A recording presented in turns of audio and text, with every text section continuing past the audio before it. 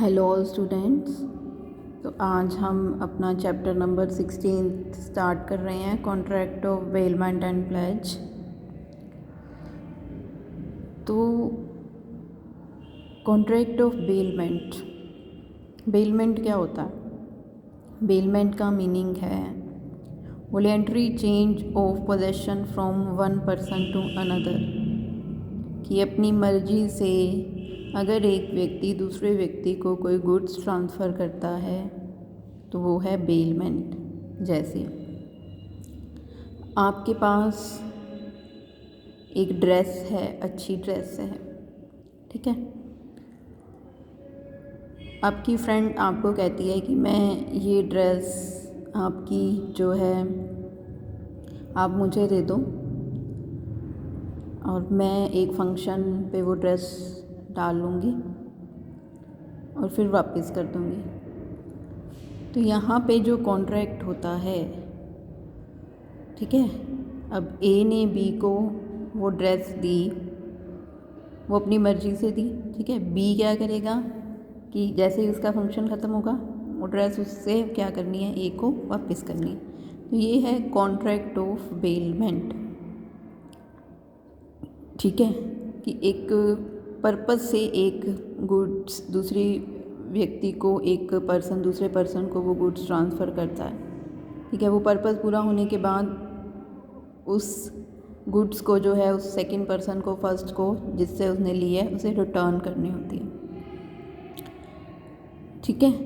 तो यहाँ पे जो है गुड्स की ओनरशिप ट्रांसफ़र नहीं होती।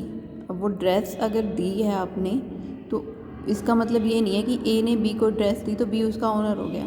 वो एक सिर्फ एक टेम्परेरी जो है पोजेशन ट्रांसफ़र किया है, ठीक है, कि गुड्स का अधिकार, ठीक है। अब ऑनरशिप तो किसकी रहेगी, ए की, लेकिन उसका यूज़ करने का राइट जो है, पोजेशन जो है, अधिकार जो है वो बी के पास चला जाएगा।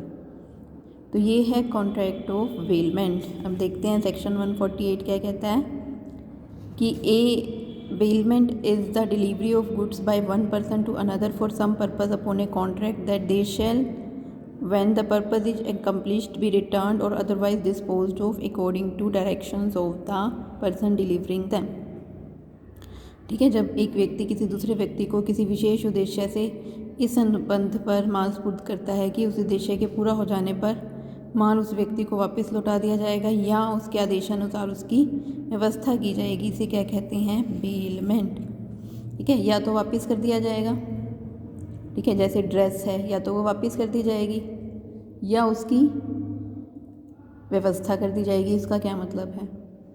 इसका मतलब है कि मान लिया कि ए ने बी को एक अपनी जो है एक कपड़ा दिया, ठीक है, और उसे क्या कहा कि इसको स्टिच कर दो, सूट बना दो या कोई गाउन बना दो या कुछ भी बना दो, ठीक है। तो बी क्या करेगा, उसका गाउन वगैरह बना के या ड्रेस बना के जिस भी टाइप की उसको बनानी है तो वो ए को क्या कर देगा, दे देगा, ए उसको पैसे दे देगा। तो इस तरह से जब हम गुड्स देते हैं दूसरे व्यक्ति को कि वो उसमें कुछ चेंजेस करके उसको क्या करते हैं, वापस कर दे, तो इसे क्या कहते हैं, उसकी कुछ व्यवस्था करना, या फिर जो उसका ऑब्जेक्टिव था उसको पूरा करने के बाद वो वापस कर दी जाती हैं, जैसे पहला एग्जाम्पल दिया मैंने, ठीक है। तो इस तरह से अब जो गुड्स डिलीवर करता है उसे क्या कहते हैं, बेलर, और जिसे गुड्स डिलीवर की जाती हैं उसे क्या कहेंगे, बेली। जैसे यहाँ पे ए ने बी को अपनी ड्रेस दी तो ए बेलर और बी क्या हो गया, बेली, ठीक है। अब नेक्स्ट पॉइंट क्या है, कैरेक्टरिस्टिक्स ऑफ बेलमेंट। सबसे पहले क्या है, bailment is a contract. Contract है क्योंकि इसमें एक पर्सन प्रपोजल करता है और दूसरा उसको एक्सेप्ट करता है। दूसरा, इसमें क्या बात है कि जब किसी व्यक्ति की गुड्स गुम हो जाती हैं, ठीक है, मान लिया ए की गुड्स गुम हो गई, ए की घड़ी गुम हो गई और वो बी को मिल गई, तो बी को जो गुड्स मिली हैं वो एक बेली की तरह उसके राइट्स, उसकी ड्यूटीज़ बन जाती हैं, ठीक है। तो अब ये कॉन्ट्रैक्ट उन दोनों के बीच में एक्सप्रेसिवली नहीं हुआ, मतलब ए ने बी को घड़ी दी नहीं, बी को मिली है, तो ये कॉन्ट्रैक्ट बना नहीं है, बनाया नहीं गया, बल्कि ये इम्प्लाइड कॉन्ट्रैक्ट अपने आप हो गया है। तो बेलमेंट क्या है? एक कॉन्ट्रैक्ट है। सेकंड क्या है? Bailment of movable goods only. सिर्फ बेलमेंट किसकी हो सकती है? मूवेबल गुड्स, जो एक प्लेस से दूसरे प्लेस पर जा सकती हैं, जैसे गाड़ी है, घड़ी है, ठीक है, कोई ड्रेस है, ज्वेलरी है, इस टाइप की चीज़ों की जो है डिलीवरी हो सकती है। इमूवेबल गुड्स जैसे लैंड है, बिल्डिंग है, इस टाइप की गुड्स की जो है बेलमेंट नहीं हो सकती। अब जो करेंसी है उसको भी जो है मूवेबल प्रॉपर्टी नहीं माना जाता, ये पॉइंट आगे आएगा, ठीक है, तो आपको अच्छे से समझ आ जाएगा। उसके बाद थर्ड क्या है? Transfer of possession of goods. तो बेलमेंट में गुड्स का पोजेशन ट्रांसफ़र होता है, जैसे हमने पीछे भी किया था कि गुड्स का ऑनरशिप ट्रांसफ़र नहीं होता, गुड्स का पोजेशन ट्रांसफ़र होता है, ठीक है। अब जैसे गुड्स की सेल करते हैं तो ऑनरशिप ट्रांसफ़र हो जाती है, तो सेल को हम बेलमेंट नहीं कहेंगे। जबकि एक पर्सन ने एक अपनी गाड़ी दूसरे पर्सन को यूज़ करने के लिए दी, ठीक है, कि उसे मैरिज पे जाना था, वो ले गया 2 दिन के लिए और वो फिर 2 दिन बाद आकर वापस कर देगा, तो ये बेलमेंट है। लेकिन अगर ए अपनी गाड़ी बी को सेल ही कर देता है तो ये बेलमेंट नहीं है, ये क्या है? यहाँ ओनरशिप ट्रांसफ़र हो जाती है, ये सेल है। उसके बाद है टेम्परेरी पर्पज़। तो जो बेलमेंट का पर्पज़ है, जो हम गुड्स को ट्रांसफ़र करते हैं, वो किस लिए करते हैं? टेम्परेरी पर्पज़ के लिए, ठीक है, कि कुछ टाइम तक वो गुड्स को यूज़ करेगा, जो भी उसका ऑब्जेक्टिव है, उसको यूज़ करने के बाद वो क्या कर देगा? वापस कर देगा, ठीक है। उसके बाद delivery of goods to other person. अब बेलमेंट के लिए क्या ज़रूरी है? कि गुड्स की डिलीवरी दूसरे पर्सन को करनी ज़रूरी है। अगर आप डिलीवरी नहीं कर रहे तो बेलमेंट नहीं होती, कॉन्ट्रैक्ट ऑफ बेलमेंट अराइज नहीं होता। जैसे इसमें 2 केस दिए हुए हैं, एक तो Indra Kumar versus state of UP का, एक कलिया रूपमल वर्सेस विशाला शमी का, ठीक है। अब पहले हम करते हैं Indra Kumar versus state of Uttar Pradesh में क्या कहता है ये, कि एक पर्सन ने अपना सामान बस की छत पर रख दिया, ठीक है, तो उसने उसकी टिकट वगैरह नहीं ली, बस की छत पर रख दिया सामान, तो यहाँ पे कोई बेलमेंट का कॉन्ट्रैक्ट नहीं क्रिएट होता, क्योंकि उसने गुड्स की डिलीवरी नहीं दी बस को, ठीक है। उसके बाद कलिया पेरूमल वर्सेस विशाला शमी। इससे आपको ज़्यादा क्लियर होगा। इसमें क्या है कि एक लेडी थी, उसने अपनी जो पुरानी ज्वेलरी है, गोल्ड की ज्वेलरी, वो एक ज्वेलर को दी, ठीक है, ताकि वो उसको जो है नई ज्वेलरी बनाए, उसको गलाकर दोबारा से नई ज्वेलरी बनाए, ठीक है। तो अब वो क्या करती, वो लेडी रोज़ शाम को ज्वेलर के पास जाती, जो ज्वेलरी थी अपनी वो एक पेटी में रखती, उसको ताला लगाती और ताले की चाबी ले आती, और वो पेटी वहाँ ज्वेलर के पास पड़ी होती थी, ठीक है। तो अब क्या हुआ, एक बार उसकी ज्वेलरी क्या हो गई, एक रात को चोरी हो गई। तो अब उसने केस किया, तो क्या डिसीज़न दिया गया कि उस लेडी ने ज्वेलरी की पोजेशन ज्वेलर को नहीं दिया, वो खुद ही जाती थी शाम को रोज़ और वहाँ जाके ताला लगा के आती थी।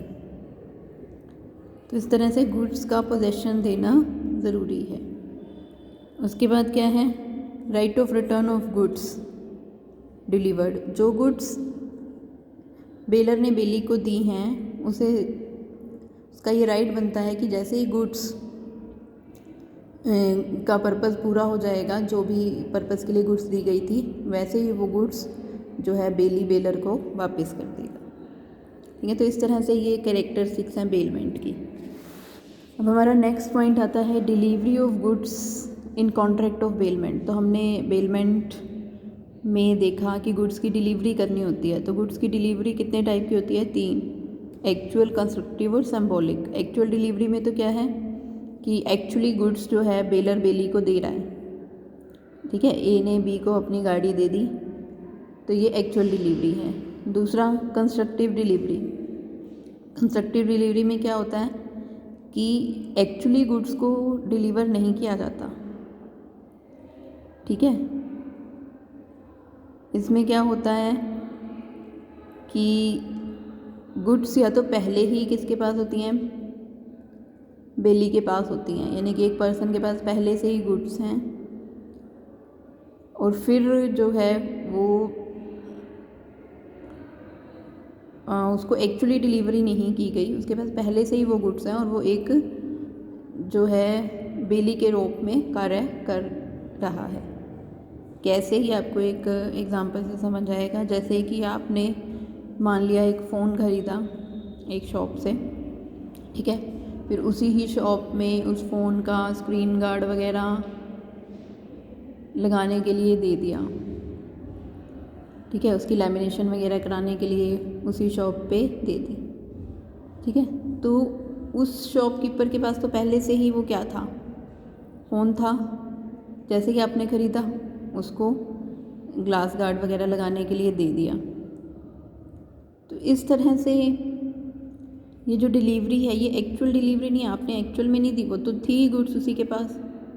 तो ये कैसी डिलीवरी है, एक कंस्ट्रक्टिव डिलीवरी है। उसके बाद सिंबॉलिक और टोकन डिलीवरी।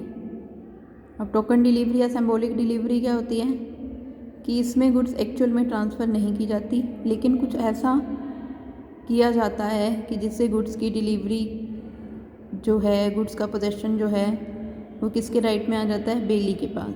जैसे एक गोडाउन में माल पड़ा है, ठीक है, ए ने बी को उस गोडाउन की चाबी दे दी, तो गुड्स की डिलीवरी नहीं दी, उस गोडाउन की क्या दे दी, चाबी दे दी, ठीक है, ताकि वो उन गुड्स को संभाल सके। तो यहाँ पे जो है ये कैसी डिलीवरी है, सिंबॉलिक डिलीवरी। तो इस तरह से ये 3 टाइप की डिलीवरी होगी, एक्चुअल, कंस्ट्रक्टिव और सिंबॉलिक। उसके बाद है इस deposit in bank A bailment. क्या बैंक में जो हमने डिपॉजिट किया वो बेलमेंट है? तो बैंक में जो हम पैसे जमा कर रहे हैं, ठीक है, मनी जमा की है हमने बैंक में, तो बैंक और कस्टमर के बीच में डेटर क्रेडिटर का रिलेशनशिप क्रिएट हो जाता है, ठीक है। अब हमने पैसे जमा किए हैं तो बैंक के लिए हम क्या हैं, डेटर हैं, ठीक है, बैंक ने हमें पैसा देना है। तो इस तरह से एक डेटर और क्रेडिटर का रिलेशनशिप क्रिएट हो जाता है। अब ये जो है बेलर और बेली का रिलेशनशिप क्रिएट नहीं होता जब बैंक में हम पैसे जमा करते हैं। ये एक केस है रेग वर्सेस मैकडोनल्ड का।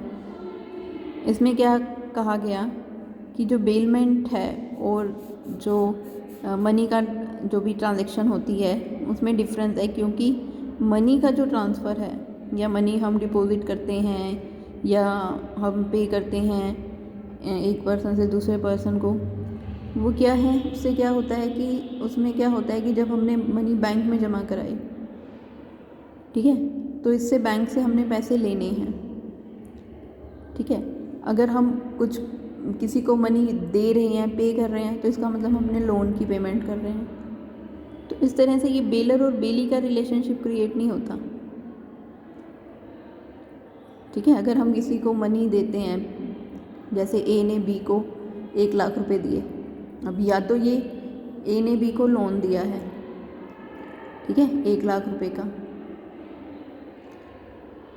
और अगर कुछ टाइम बाद बी ए को क्या करता है, 1 लाख रुपए रिटर्न कर देता है, तो ये क्या है, बी ने ए को 1 लाख रुपए वापस किए हैं, लोन की पेमेंट की। ऐसे ही हम बैंक में पैसे जमा कराते हैं तो इट मीन्स हमने बैंक में पैसे जमा किए, तो ये बेलमेंट नहीं है। लेकिन इसमें क्या है कि अगर कोई हम अपनी ज्वेलरी बैंक लॉकर में रखते हैं, ठीक है, या कोई हमारे पास डॉलर्स वगैरह हैं वो हम बैंक लॉकर में रखते हैं, या फिर हम अपने कोई इंपॉर्टेंट डॉक्यूमेंट्स लॉकर में रखते हैं, तो वो बेलमेंट है। लेकिन जो पैसे हम करेंसी जमा कराते हैं बैंक में फिर उसको निकलवा लेते हैं, तो वो बेलमेंट नहीं होती, ठीक है। तो इस तरह से ये पॉइंट है।